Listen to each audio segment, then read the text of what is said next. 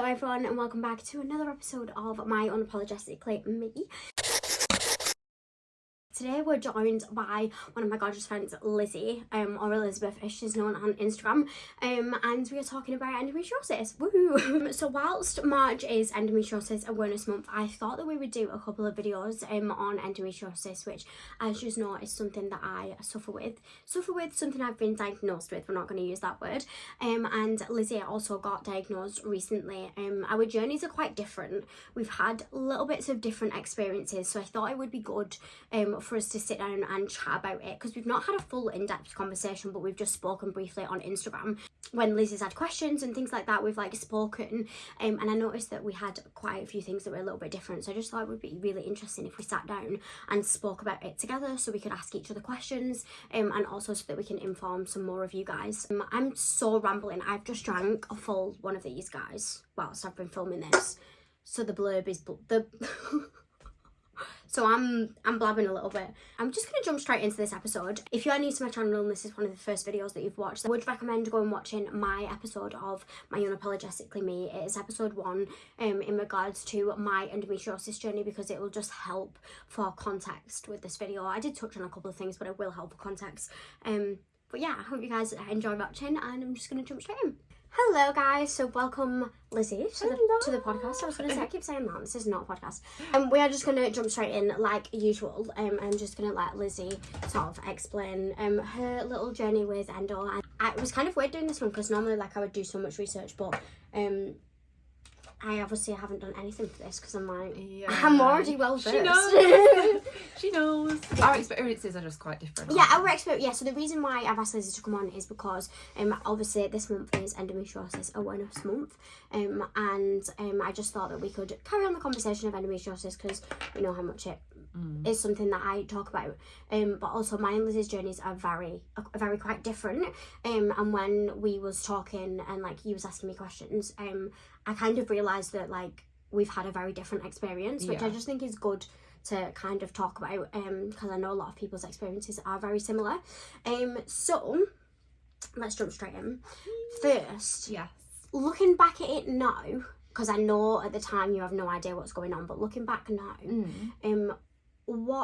how did your journey start? When can you say that I can't even get my words out. So at the time, you didn't realise it was endo, I'm assuming. No, I didn't. But what are the things that now you can put back to? Does that make sense?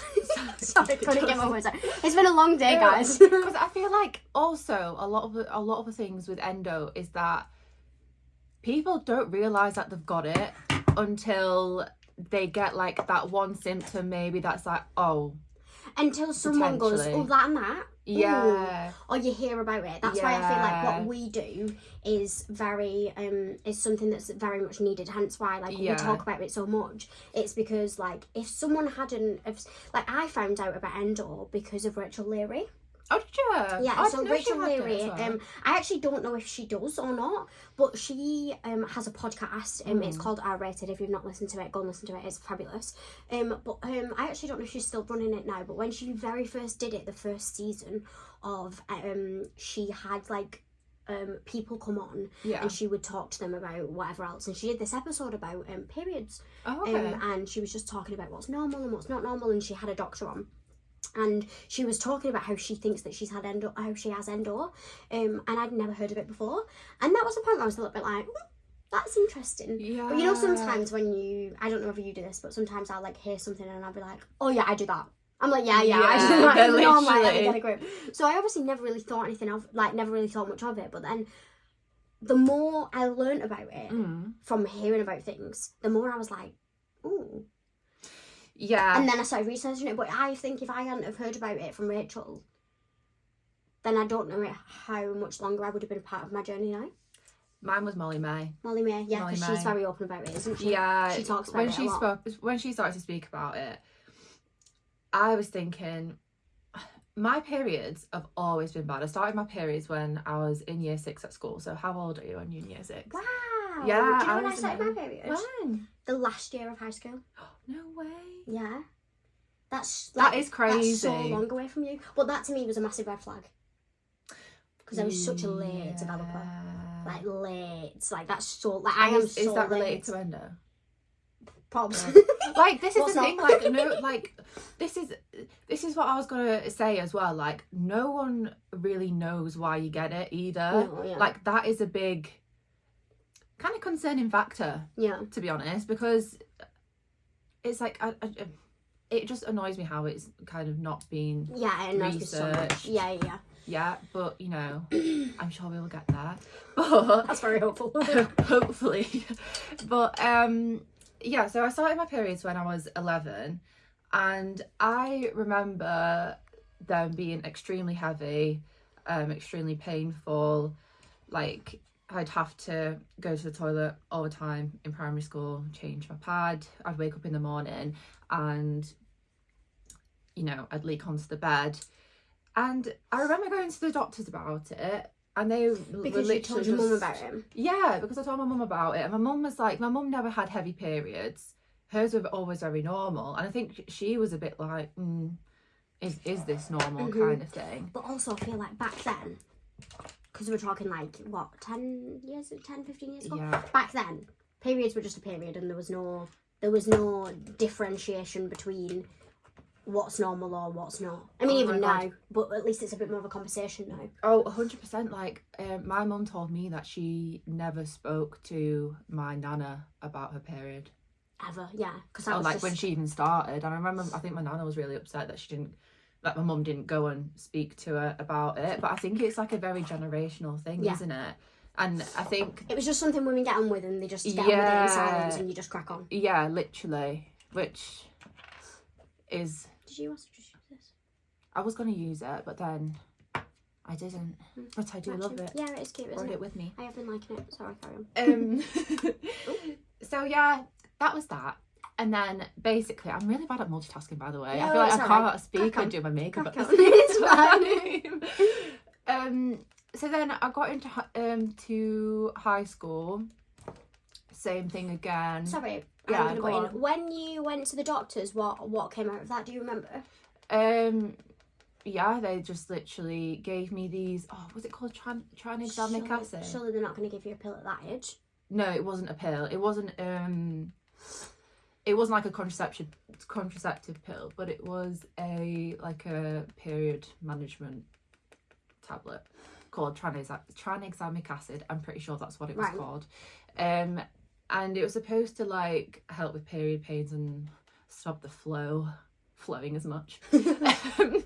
And yeah, I remember being on that for ages. I also remember like the key things looking back actually was the amount of pain I was in. I was being physically sick with pain.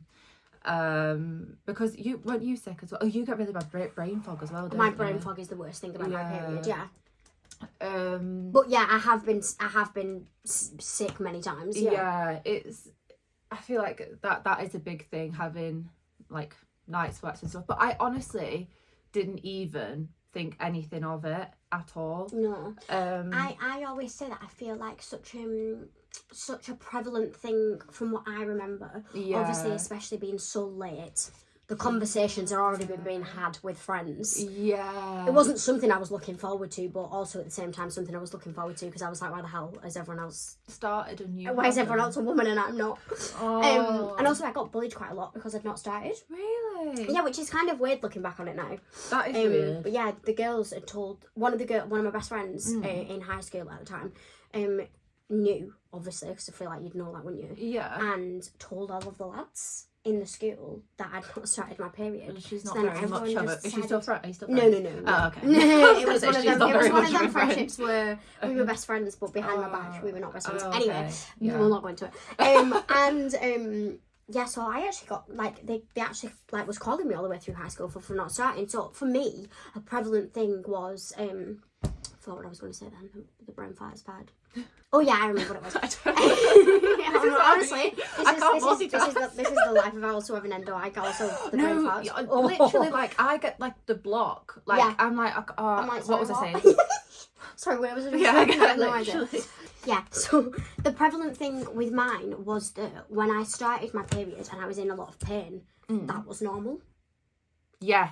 So the conversation in my school was, oh God, I'm on my period, I can't do PE today. Oh God, I'm on my period, I can't even come into school today. Like, do you know, like that was just a conversation, so that when I started and I was in school and also in pain, that was normal. That wasn't for me.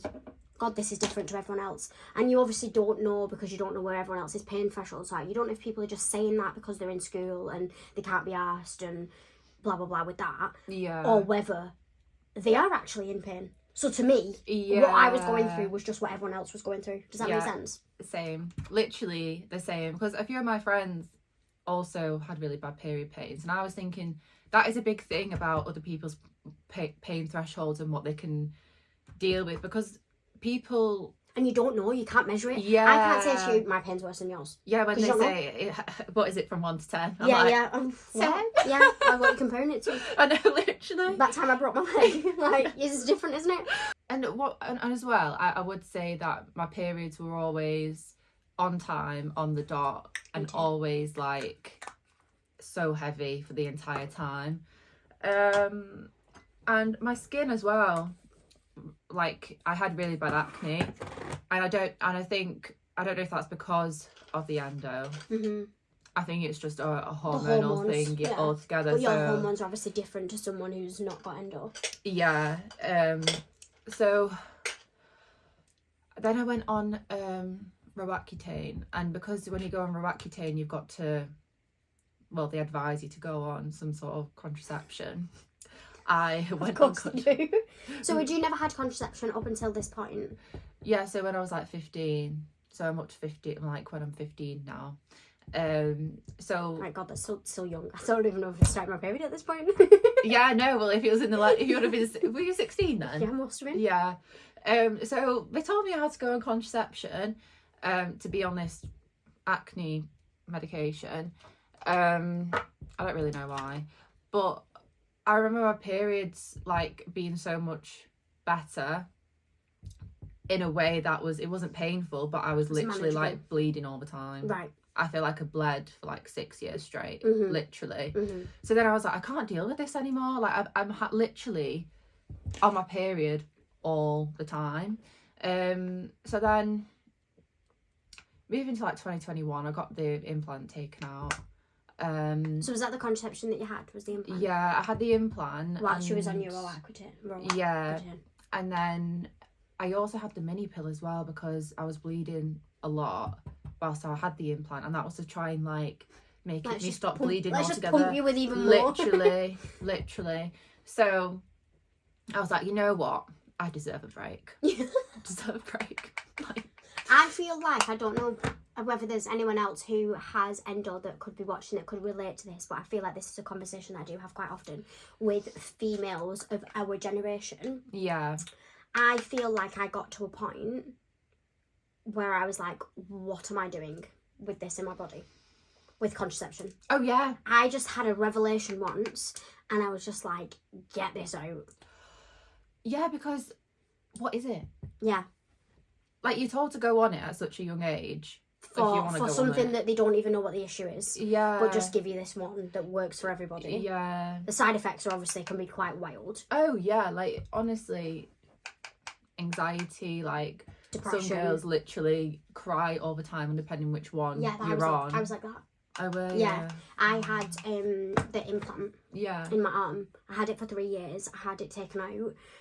But I ended up, in fact, no, I had it for 4 years because it was due during lockdown and they wouldn't take it out. Okay. So then I had it taken out and I had a new one put straight back in. Had that one in for about 9 months and was like, get this out of my body. Yeah. That's when I had my life revelation that changed my life. And I was mentally ill. I was so ill off the back of my contraception, like anxious, depression. Like I was, obviously there was a lot going on in my life also, but like it would drive me to one little bad thing happening to the worst extreme, like that, and then I'm stuck in that for a week. Like it was awful. I've heard a lot of girls say that, especially like also like not knowing how they are feeling. Yeah. Like I didn't know who I was when I was on it, when I had it. Yeah. And not knowing if they were going to be happy to do like go and do plans or that's another thing as well with endo, because I feel like, so this will make sense when I go through like the journey part. Yeah, sorry, I keep But going. no, don't worry, no, don't worry. I'm just like trying to think. I keep thinking of like things to say, and I'm like, it's better if I say that later on. Yeah. So yeah, I had the implant taken out, and lo and behold, my old periods like started to come back. Like they were really heavy, really painful. Same as what they were like before. Yeah, so this was like 2021 time, and so I just didn't really question it because you don't. You get told that literally it's normal, like it's fine, there's nothing you can do. If you go to doctors, they'll say, I'll just go back on the pill again. So I was like, you know what, it's either I bleed all the time or I like have to have a really bad period for 5 days, and then at least like 3 weeks of the month I'm free to do what I want. I'm like, okay. At least you're not dealing with it every single day. Yeah. So then I noticed like a year later, I started to get this really bad shoulder pain every time I went on my period. And that's when I was like, what is this? This is not okay. It's basically like... And also a way to relate that, to recognise. Yeah. This is when I'm on my period. Yeah. Because that's the very, I think that is the misconception. Misconception, is that the right word? I think that's the reason why a lot of us don't get diagnosed, is because we don't relate to your cycle. Yeah. So that's very interesting that you realised that. Yes, because I had it for like a few months, and I was thinking, like, why every time when I come on my period am I getting this really intense shoulder pain? Yeah. And it's basically like period cramps in your shoulder. It's really weird. So I ended up doing some Googling about it. And it came up and said endometriosis, or like diaphragmatic endometriosis. I've never heard that before. Yeah, no, neither did I. So what were you Googling? I've got shoulder pain on my period. Shoulder pain on my period, and it came up as wow, Google actually working for once. I know, literally. And then obviously I went onto TikTok and was like, does anyone else have this? So you made a video about it? No, I didn't. I was like, you just Googled it. I Googled it. Googled it on TikTok. I Googled it on TikTok. Like everyone does these days. Because it's just easier. Yeah, no, it's like, so much easier, yeah. Like a doctor could speak to me about it. One-to-one live chat. Yeah, no, there is a lot on there if you wanna have No, 100%. I always say, if you're looking into having endo and you think that it could be something that you potentially have, do not Google. Go to TikTok. Oh yeah. Because the facts that are on Google, not true. No. Not true. Apart from the diaphragm thing that I've got with it, that's the only thing that I found. Yeah. On Google. No, I find looking at people's experience on TikTok is more beneficial than Googling your symptoms when it comes to this. Yeah, 100%. Because I found that a lot of what is on Google is old medical research done by men. Yes. Which we all know. I think as well the like after, which I'll get onto in a sec, but also like the aftercare and how you feel after your endometriosis operation. It's so different for everyone. It's so different for everyone. Yeah. And they might say, oh, you'll be fine within like a few days. I was not. You was not. Yeah. I was not okay. So yeah, like after I did have the shoulder pain for like a year, I was like, okay, I actually should go to the doctors now, because I'm kind of getting like a little bit worried that this could be something serious. Yeah. Like I'm an overthinker. Yeah, and I also don't think I think it's hard because you forget that we have 12 patterns a year. Because once a month. So sometimes when you say like it's been a year, that might feel like a lot. That I'm not dismissing how you felt, but I'm saying it might feel like a lot when you say it's a year, but it's only 12 times for you to recognise. Yeah, that is true. Say it's 4 times it happens before you even realise that it's your period. Yeah. And then do you know what I mean? You're like, okay, I'll see how I am next month. And then next month it might disappear. Do you know what I mean? Yeah, literally. So I think sometimes it's really hard with endo for tracking. Yeah. Because it is only 12 times a year and you can't even decipher that it's going to be the same every one of them 12 times. No, literally. Does that make sense? No, that is literally it, because sometimes it might be there, sometimes it's worse than others on some months. just like, it was just like the most bizarre thing. I was like, why am I literally getting shoulder pain when I'm on my period? So I ended up going to the doctor, and you know what, my GP literally said it could be endometriosis, and I was like, is he a boy? Was he male? No. Sorry, female. Gorgeous girl. Of course. Had you ever looked into that before? Yeah, only from Google. Right. From when Google. Is that from when you googled it about your shoulder? Yeah, I was like, I think I do have this. I really think I do. Yeah. And then I obviously went to the doctors, and she said like it could be endo. You might have and you might have it in your diaphragm as well, which is causing the shoulder pain. Right. Apparently, it's like a nerve that it's touching, and then it hurts your shoulder. Right. So then she referred me to a gynecologist. I went to the gynecologist, and she like asked me about my symptoms. I told her everything, and she was like, yeah, no, it doesn't sound like you have it, and just like shut it down completely, like shut it down. And I was like, I had to, obviously the NHS list is so long, and was you told how long it was at that point? No, not at that point, because it just got shut down. Right. In like, because that was your first appointment. Yeah. Like, sorry, your first specialist appointment. Yeah, it just got fully shut down. Yeah. And then literally, I was like, right, okay, well, I'll just get on with it then. And for another 2 years, I got on with it. So because that got shut down with that, yeah, there was no what about this? There was no what about that? No. It was just no. No, because I was a bit shocked, to be honest. I left thinking like, am I making this up? Yeah, I left thinking, am I making this up? And also, what about my arm then? I literally left, and when I was in the car, I was like, what about my arm? yeah. Okay, we don't think So it's like, endo, but so okay. What is it? Yeah. Like, can we not have is my arm gonna fall off? Yeah.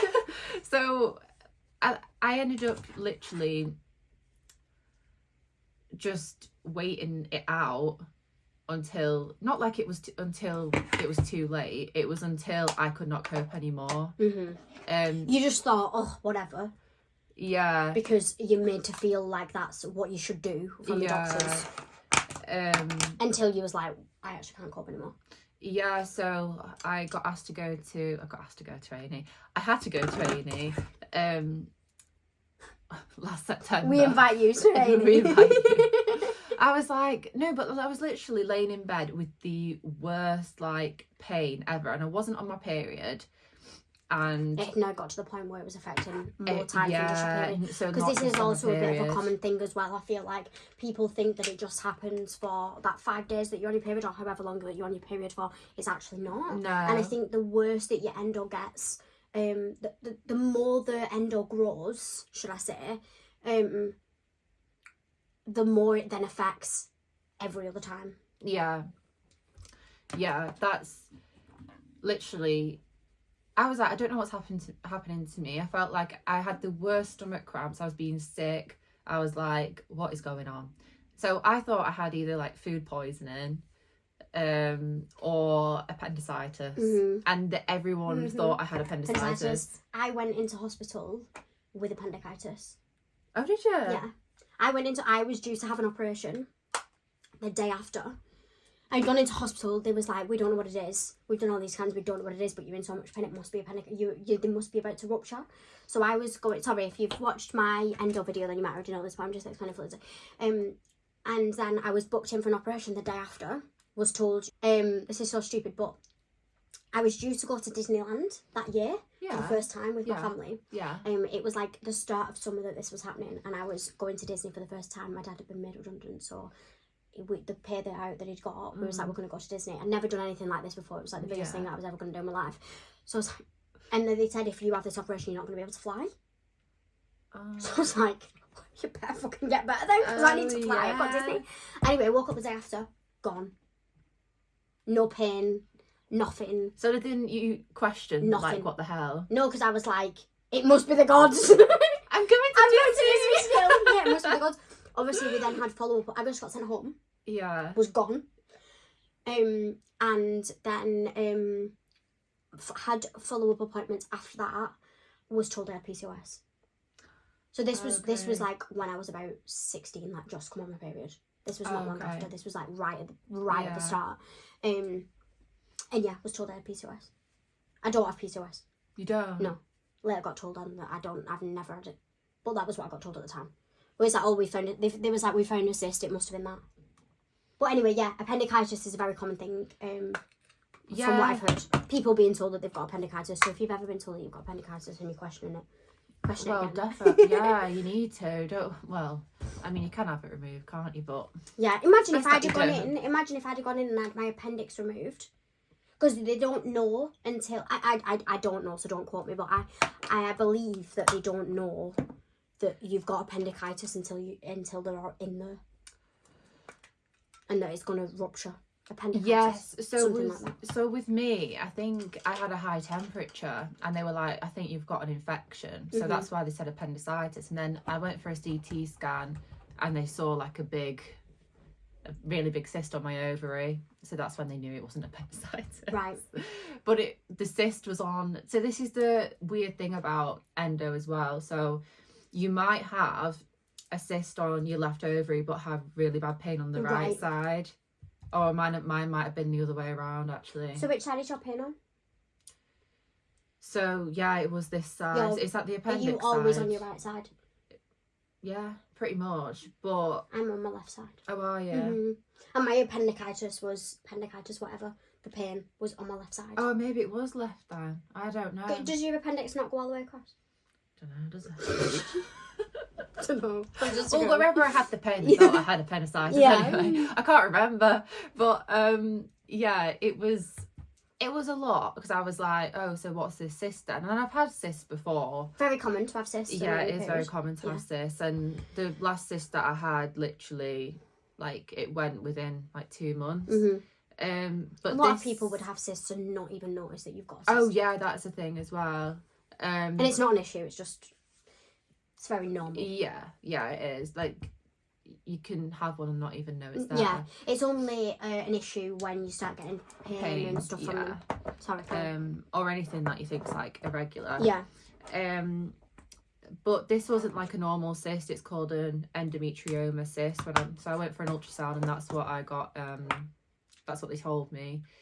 And so what is that? It is basically, they call it a chocolate cyst. You know, I've got the photos of my operation on my phone. Have you? Yeah, I'm not. Have you send them me? Do you want to see it? Yeah. I was like, I said this to so many people, like my friends on like when we've been out and stuff, and they're like, no, I don't want to see. Oh my god! But it depends on the person. Yeah, I want to see. Do you want to see? Yeah, because we'll go on to this later. I know nothing, so yeah. Oh right, okay. So yeah, so I've got this. I had this big, I think it was like 10 or 11 centimetre cyst, and they call it a chocolate cyst because it's basically, I think it's like brown liquid inside it, and I don't really know too much about it, to be honest, but it is a symptom of having endometriosis. Right, that you like get basically these specific cysts. if you find one of those, you're more than likely to have endometriosis. Right, okay, and where was this?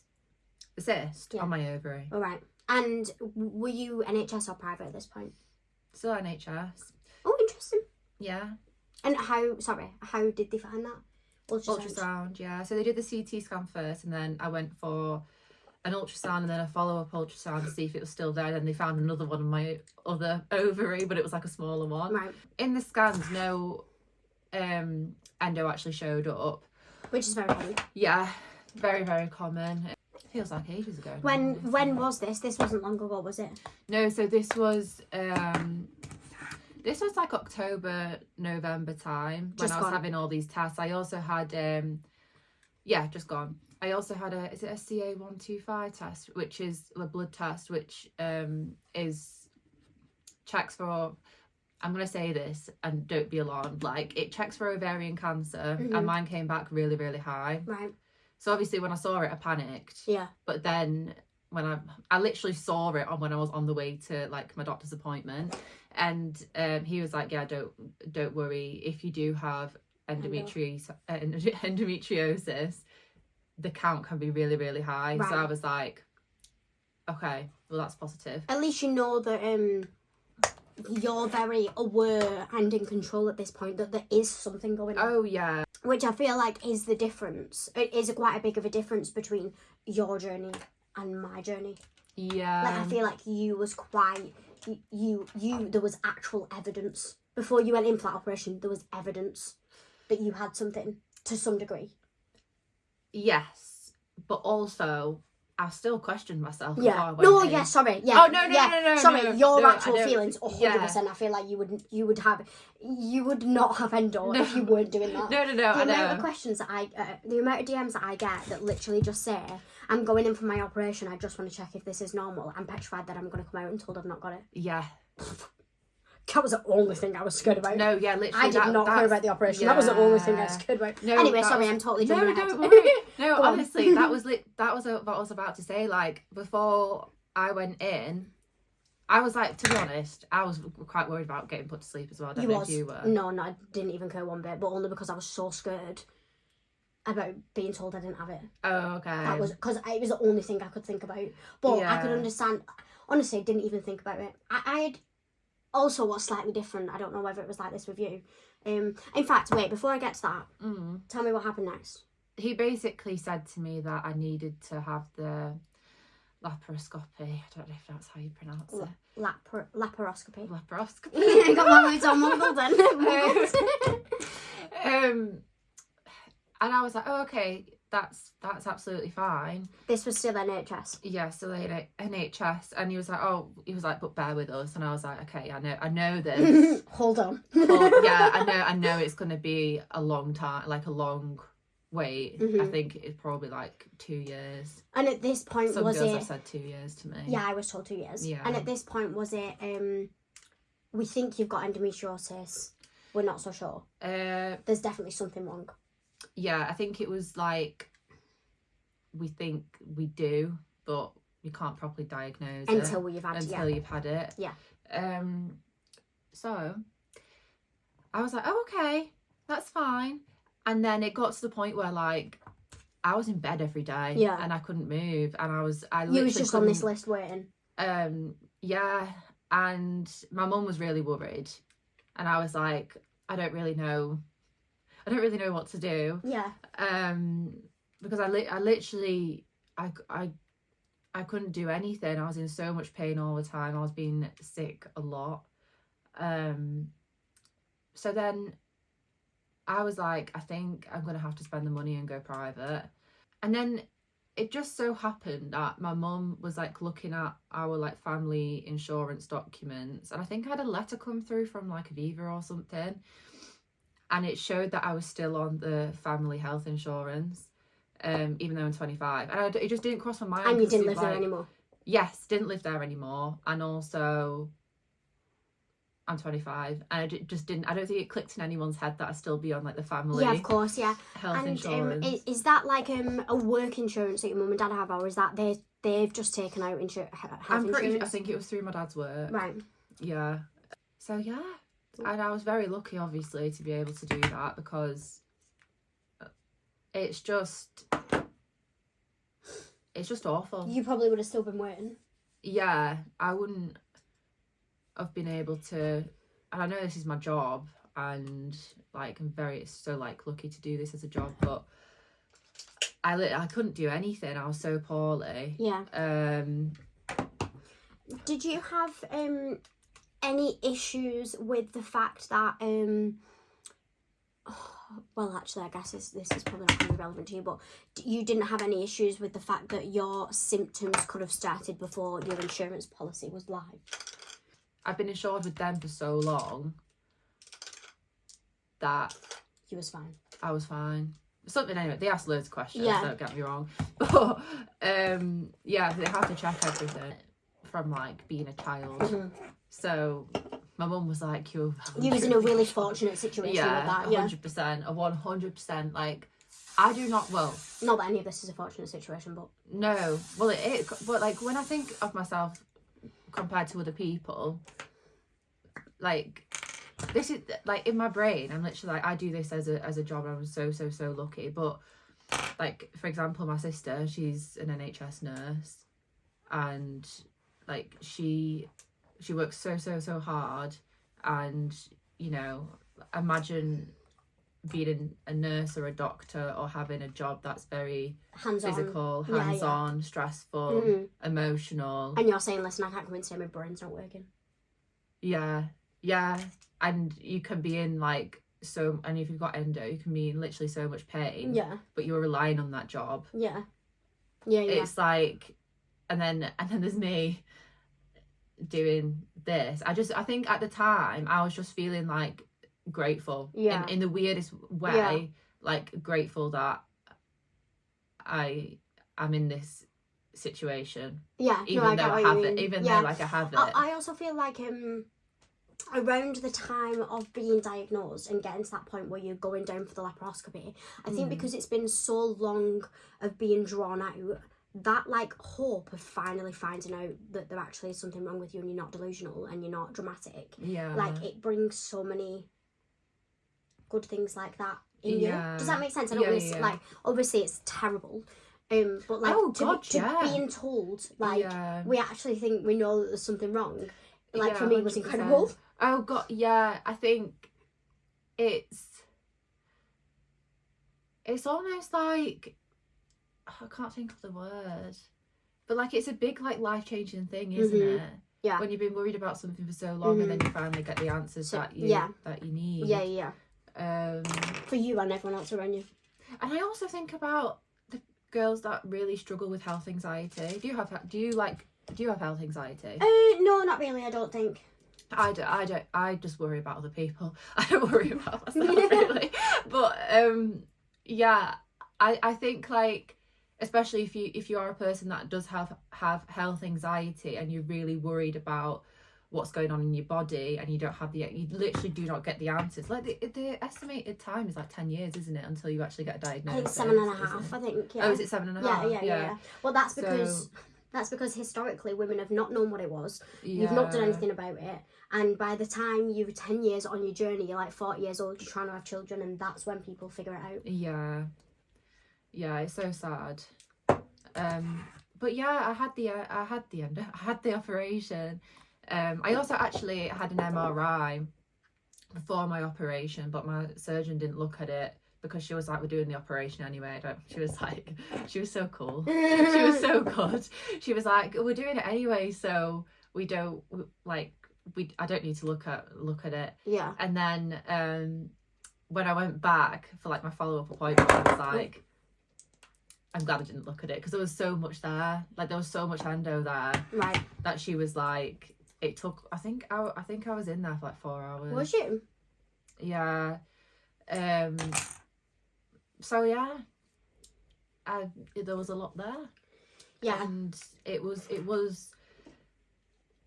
I was like, thank God. Because literally the first thing I asked when I woke up, probably same with you, is like, did you find anything? I remember being on the bed and being wheeled around, not having any mental state as to where I'm at, but I remember the first thing coming out of my mouth saying, did you find it? And then I remember someone saying yeah, and I'm like, yes, I don't know where I am, I'm being wheeled around this bed. And then I remember saying, was it bad enough that I can still have children? I remember saying that. And then I remember and then they said, we think you're fine or something like that. I don't actually really remember that answer, but it was a good job that I asked that question, because one thing that is different between going private and going NHS is you don't find out anything when you go NHS. Before I went down for the operation, like you asked me earlier, was I nervous about going under? I weren't nervous about going under because I didn't know what was going on. Like I did not know that you get opened up and gas blown into your belly and you get pumped up. I didn't even really know that. Did they not tell you that in your pre-op? No, I didn't know anything. I had no idea what was going on. And I also wasn't clear enough I didn't care enough to ask because I was just so worried about being told that I didn't have it.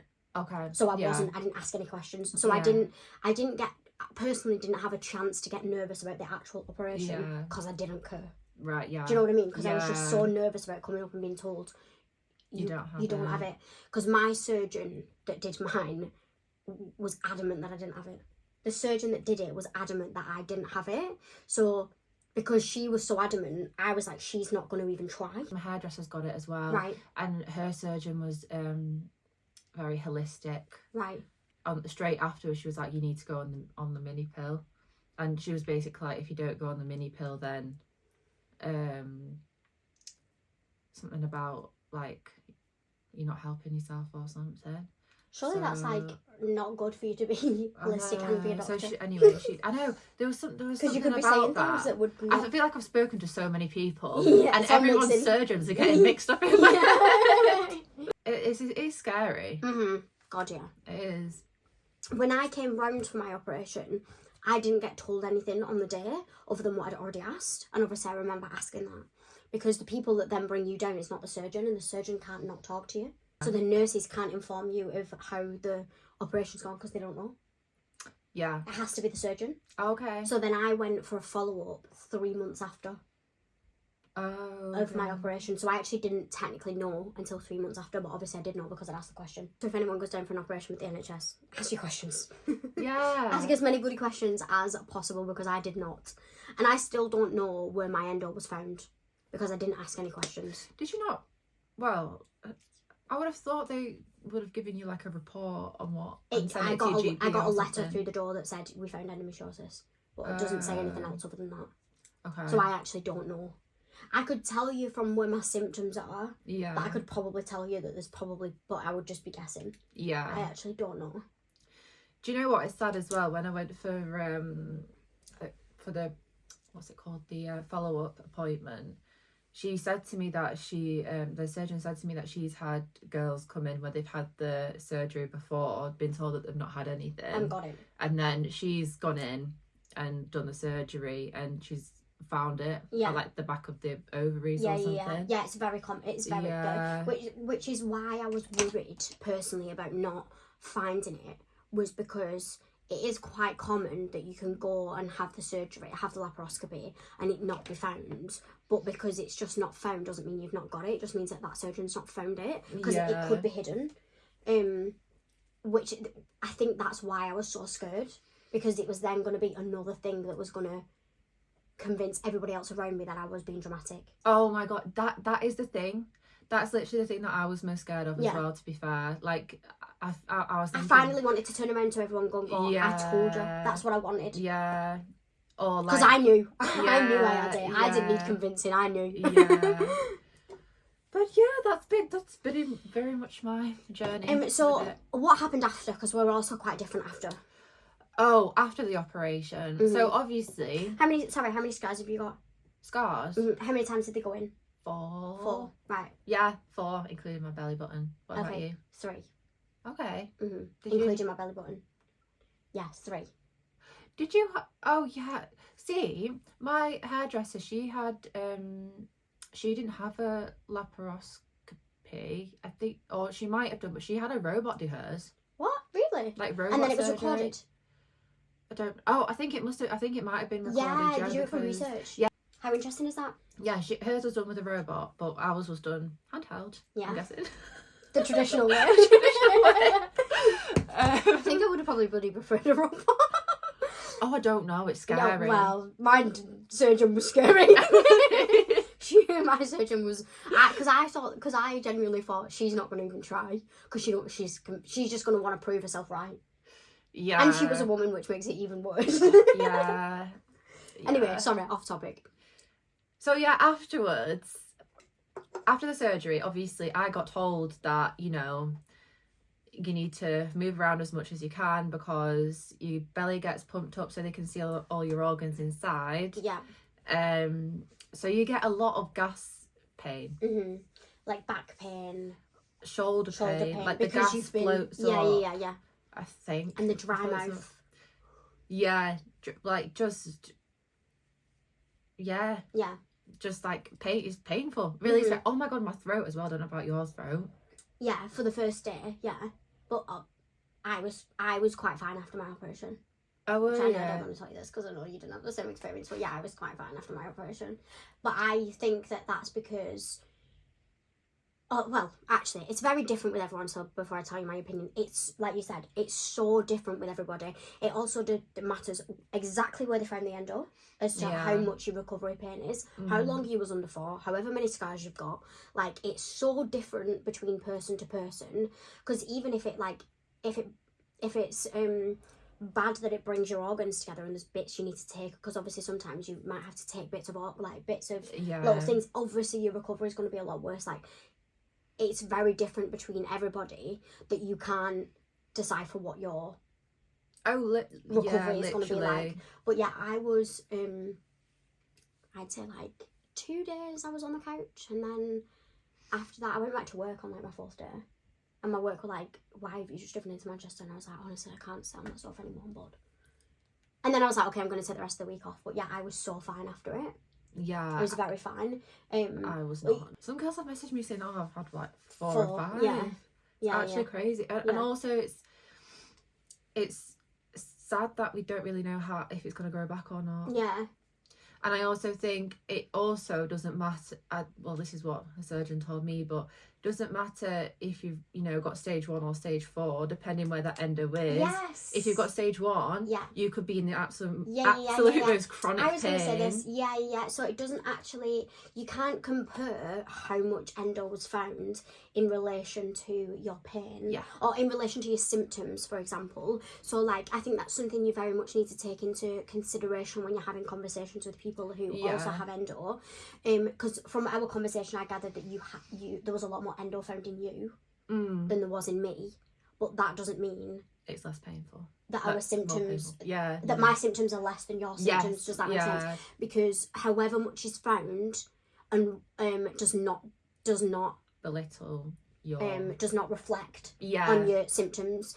Like, I know people that have been in for operations. I was doing this client once, and she was asking me like what was going on in my life at the time, and I was just chatting. I was like, oh, I think I've got this, blah blah. And she was like, oh, I think I've got that. And I was like, oh, what do you mean you think you've got it? And she was telling me about how she something else happened. She went into an operation, a little minor operation. Did she break her nose or something that was not even remotely relevant? And she went in for an operation. It can't be her nose because it was down there. Anyway, she went in for this operation for something that was not even relevant. Yeah. And whilst they were in there, they was like, oh, we found endo. Yes, I was going to say that. And she had no symptoms. But obviously for them to just open you up and just find it like that. In a nose? She had no symptoms. It could have been in a nose. Well, it could have been in a nose. Someone messaged me the other week saying that they had it in a nose. Yeah. And you can have it in your, well, I don't want to worry anyone, but you can. Yeah, you can have it on any major organ. Yeah. And I was like, wow. And then that made sense when I was then told that your symptoms don't reflect however much she was found. Yeah, sorry, off topic. No, but that's literally it though. Yeah. Like, I think it can feel, it's like, especially when you're on TikTok probably, and it's like the worst of the worst. Yeah, you think, oh, I may have only got diagnosed with like a little bit of endometriosis, but my pain was so bad. And then you're probably thinking, you see someone that maybe has stage 4 and their pain was so bad. It doesn't mean that your pain was any less. Yeah. Does that make sense? Yeah. So how was you after your? So it was mainly like the gas pain in my shoulders to start with. Just, I don't even know how to describe it. It's like trapped wind in your shoulders. Was you kept in or was you sent home? Yeah, no, I was kept in because my blood pressure was really low. Right. Were you kept in or sent home? I was sent home within like 2 hours of my operation. I was sent home. Sorry, I'm not comparing. I was sent home and I remember not even being able to walk. They sent me to the toilet because I went down the last person in the day. So they were all wanting to go home. Oh. And because the doctor had said, because the surgeon had said, she literally said to me as I went down, don't worry, you're going to be in and out. We're going to be done in about 20 minutes, because she was so convinced I didn't have it. So then everyone had to then stay for so long. The ward had to go open. So everyone wanted to go. So I literally remember waking up. Obviously I'd been down for 3 hours and then you've got to come round. Yeah. I remember waking up, them trying to feed me this dry ham sandwich. My mouth was so dry in my face. I don't think I can drink that. And then I was being sick, whatever, like you were after. And then they checked to see if I could go to the toilet. I remember I went to the toilet and they ran my mum and dad and was like, come and get her. And I remember my boyfriend carrying me out of the hospital. Yeah, I'm not surprised. It's so bad. I'm not surprised. I honestly thought you stayed in. I don't think you do when you're on the NHS anyway. I think you do go home the same day. Oh, okay. I do think you got, but I was just unfortunate that I was the last person down. And the expectation was not what happened. Yeah, and yeah. Yeah. It's crazy how unfortunate. different the experiences are, isn't it? Yeah. Mm-hmm. It's like, it's actually crazy. But in terms of like my pain and stuff, I think because I had my operation on the 5th of December, and it's now, I don't know what day it is today. Yeah, so it's like 3 months. I'd say like the first month was really, really painful. I think it's just like healing pains. I don't know if I should just really say this either, to be honest, but I was like, you get given codeine, and I was like, I need to take it because I was in quite a lot of pain. Yeah. So I wasn't even given that. But I didn't need it. You didn't? No. I was given something. Paracetamol and ibuprofen and stuff. Yeah. Yeah, but I was fine. But I also do have another friend that was exactly the same as you. Yeah. I think it just honestly depends on the person and where your nerves are and stuff. Yeah. I think that's a lot of what it is. And then now I still get my shoulder pain because she didn't manage to remove the endo in my diaphragm. The bit that you needed. Well, so how many periods have you had since? 3? I've not. Well, I have. No, I've literally been bleeding the full time. Oh, have you? Yes, because that's another thing. Did you get any contraception put in while you was in the operation? So I had the coil put in. You're so good. I was literally, I can't think of what to say. So I had the coil put in, and then I also had a menopause injection that like. Oh yes. Like suppresses your ovaries. I think it helps to not, like let the endo grow back. And then I'm also on this HRT like gel, which is, I think it's like is it called estrogel or something, and I rub that on my arm every night, which apparently stops like the menopause symptoms because of your injection. Yeah. Right. Yeah. Okay. See, I've never heard about this. When you asked me about this, I was like, whoa. I was like, I don't know what that is. That's new to me. Yeah, that's new to me. So for anyone who's watching that isn't aware, a lot of the times when you have that have the laparoscopy and you do get diagnosed with endo, they do suggest that you do have some sort of contraception because it helps with the symptoms, which is factual, as we know, because we didn't know that we had it when we was on contraception. It does help, but obviously you do have to be careful with still managing it because it doesn't mean that it stops growing, it just masks your symptoms. So you do have to be careful, and obviously you do have to also be careful because it depends on how you react to having contraception, which obviously you're still. Yeah, but to be honest, I think that's why I was in quite a lot of pain afterwards as well, because the coil's supposed to be really painful. Right. And I was like, I didn't know if I'm getting pain from the operation or the pain from the coil. Right, yeah, which can be quite common as well. Yeah, I also did have the coil put in. Did you get like contraction-y pain? Yeah. But that I was told that would happen. Oh, okay. And people who I've spoken to who've had the coil fitted and just had it fitted, not during the operation, have told me that as well. Yeah. But I've actually had it removed now. Oh, okay. Yeah, I had it in for maybe like 5 months, and then I was like, get it out. Get it out. Yeah. Well, at this rate, I'm literally like, maybe this is just how my body reacts when I'm on contraception, because I've just literally bled since my operation. And that was the same as up to date. And that was the same as when you had contraception in the past. Yeah so potentially But the funny thing is, the surgeon said that I probably won't have a period whatsoever. It's like been the total opposite if you had it taken. Oh right. If with all like the hormones and stuff. Yeah okay. So do you know much about the injection that you've had as to how it works or whatever it is? I just know that all that she told me is that it suppresses your ovaries and puts like them into thinking that they're going into a menopausal state. Right. Could that send you into early menopause? I don't know. Oh, okay. I don't know. I know that I've and that's obviously a common thing that she would give people who get diagnosed with endo. Yeah, because I think it's supposed to help it not grow back. It's like what do you do? Yeah. I don't think it. Otherwise, if I didn't have it, it could potentially grow back. Yeah. But it could be growing back now. And Like, you who wouldn't know. knows? I'm like just over 2 years since I had my Okay. operation. Oh no, I'm like bang on 2 years since I had my operation. I had it around this time. Okay. 2 years ago. And I can tell that every month it is getting a little bit worse. Okay. But I do have a friend who had the operation with one doctor, and then she was in agony for ages after she had it. Really? Quite like you, like Yeah. months. Like she was texting me and she was like, "Are you alright?" And I'm like, "Yeah, I'm Yeah. fine." Like, and she then has she had the operation again, or she haven't? Yeah, she's just had to have it again. And she had it just before me, yeah. But she had it again, but she doesn't think that the first time that she had it with a different doctor this time, she doesn't think that the first time that she had it that they got got I think they rustled around and moved it, and it ended up making it worse. So she Right. had to have a second one. Yeah. I think that it's a very common thing for it to grow back and have to have it again. Have it again, Yeah. yeah. Because another thing that another thing is as well, I don't know if I can have kids. Yeah, you're not going to know until we try. I'm not going to know. Which is not something, it's not an ideal situation to be in. Yeah. Because I think when, I don't know if this is with you, and obviously trigger warning to talk about having children with endo, if anyone. Skip. I'll put on the screen where to skip to when we've done.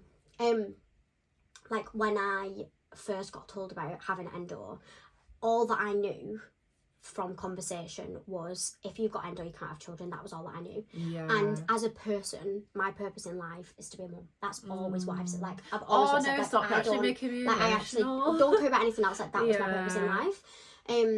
And so then when I found out about this, I was heartbroken, because I was like, the one thing that I feel like I need with life, I might not be able to have. But like, I'm so at peace with it. Yeah. I'm so at peace with it now. Oh, I'm getting No, like, I'm so at peace with it because Yeah. you don't know. No, you don't. You don't know, and there's no my eyes with it. Obviously, I understand that everyone's different, but like, my perception of it is, there's no point me spending like all this time worrying about something that I don't know. Yes. And obviously, when I opened my eyes, that was one of my first questions that I asked, because I was like, Yeah. obviously, that this was the only thing that I wanted. And also, I feel like, and this is not factual, this is just something that I feel like, because, and anyway, I tell myself this to make me feel better. I feel like the conception of who has endo historically is you only find it in these one in however many people that they tell you it is on the internet. They tell you that the people that have it are the people that have it the worst, that physically cannot get through the day. You know, these people that have to, like, are constantly like banging on historically, like people who it's, you know, the symptoms are so bad, and then they get diagnosed because it's a bit easier to necessarily diagnose, and that's the people that can't have children, which is why this misconception is, if you've got endo you can't have children, is because that's the pool of people. Does that make sense? Yeah, I've literally got to like one tear just go like, this emotional conversation. Yeah, it is. Honestly, I was like, I thought I wiped it, and I just felt like it going down my face. That I feel like that is the misconception, where the conversation then comes from, if you've got endo you can't have children. And actually that's not true. There's so many people who've got Molly May. There's so many people who have had children. It very much just matters as to where your endo is. And I'm hopeful that I'm fine, and that's all I need. Positive. Positive. Like, there's no point for me. This is obviously just my thinking on it. For me, there's no point me worrying about that, because I actually don't know until it comes to that. And if that doesn't work for me, then that's not my path in life. That's how I see it. And again, I know that that's very my opinion on it, but that's just where I sit with it, because it helps me feel comfortable with that. But I do feel like there is a very big misconception, because they were the only two things that I was worried about. Was being told that I didn't have it, and now, fuck, this means I can't have children. Which actually isn't necessarily true.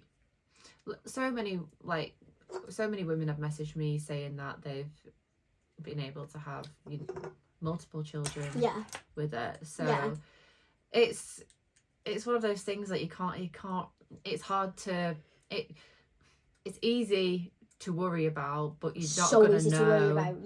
Until you try. If you're watching this and you've not watched my video, I would recommend go watching it if you're interested. But in my video, I included clips of me when I found out about this, because okay. I knew at one point, I was doing socials at the time a little bit, but I knew at one point that I would feel strong enough to talk about it. So, and I felt like I had no one to talk to. Because no one really understood what was going on. Like, it wasn't even when I was being diagnosed, it's way more of a conversation than it is now than when I was being diagnosed. I had no idea about it at the time. So I recorded me talking because it felt like that was what I needed. Yeah. Does that make sense? Yeah, this isn't making no sense, but sometimes when I feel like I've got no one to talk to, this is my safe space, right? Me putting a camera in front of me is my safe space. So even though I might not upload it, if I need to talk and I need to just get it out, I'll record myself just so I can get it out. Anyway, I did this. So if you go and watch my video, I did include some clips of my conversation with myself in regards to this. Is that on YouTube? Yeah. I think I've only seen the one on TikTok. Yeah. There's a full episode on my YouTube about mine. I shall watch it when I get home. Yeah, be careful, it might make you cry. Oh no, I'm emotional queen. Yeah, so am I, to be fair. There's a full clip on mine of me thinking about that, because honestly I felt like my world was ending when I found out about this. But now my eyes have like very much been open to the fact that, like what I've just explained, and I think there is a bit of a misconception with it. Yeah, I agree. I think there's also a lot of scaremongering on it as well, isn't there? I think. Yeah, a lot. I mean, there's a lot of I've said go and look on TikTok, but I feel like that could be the worst place as well. Yeah, I would say go and look on TikTok, but I would also say, to a certain degree, have a pinch of salt with it. Yeah. I don't know what my words are saying. Because my videos that do well, so my videos that blow up, let's say, I hate that word, but my videos that do really well in regards to my endo is when my endo is the worst. I do upload videos when my endo's not that bad.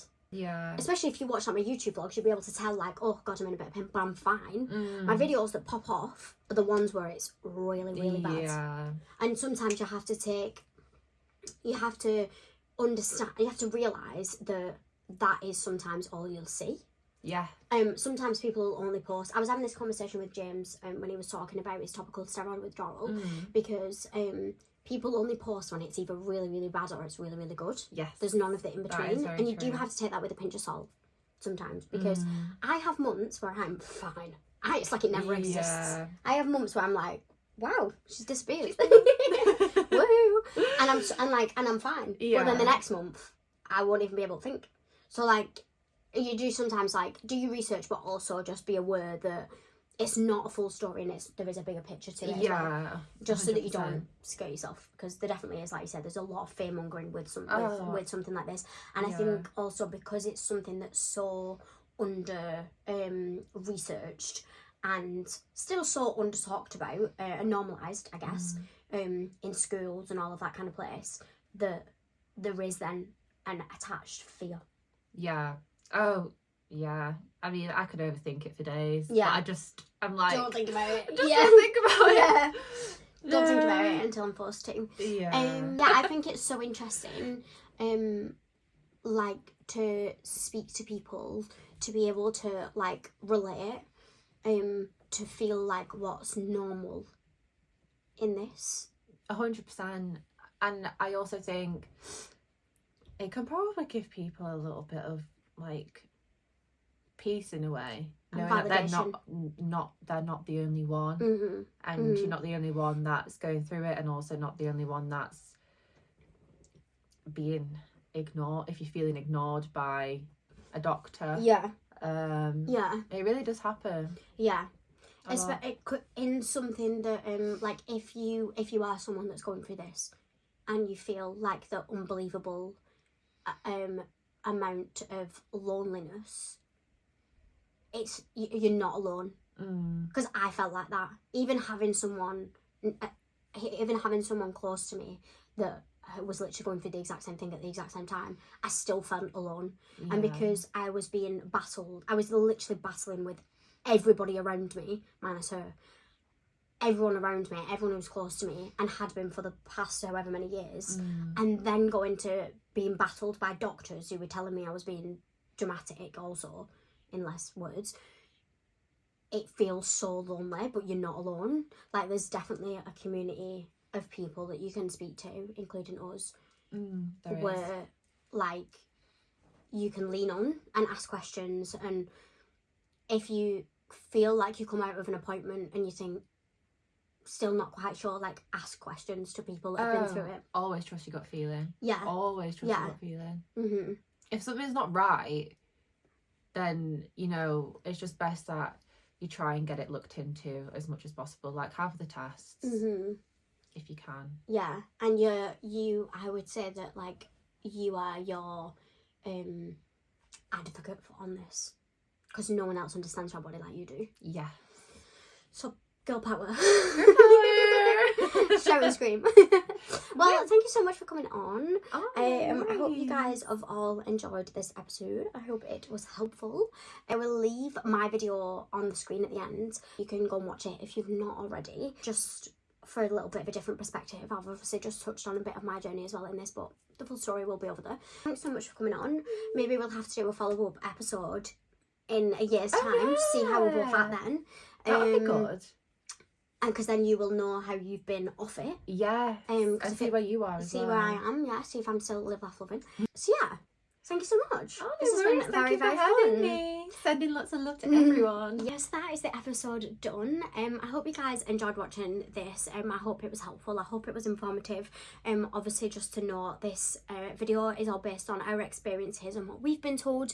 And if anyone is like suffering and is really worried, then please know that both of our DMs are always open. But I will leave some links to some places below that can also help you out. We're not medical professionals. We're just people with a story. I love you all so much. Thank you for taking your time to listen to this, and yeah, I love you all.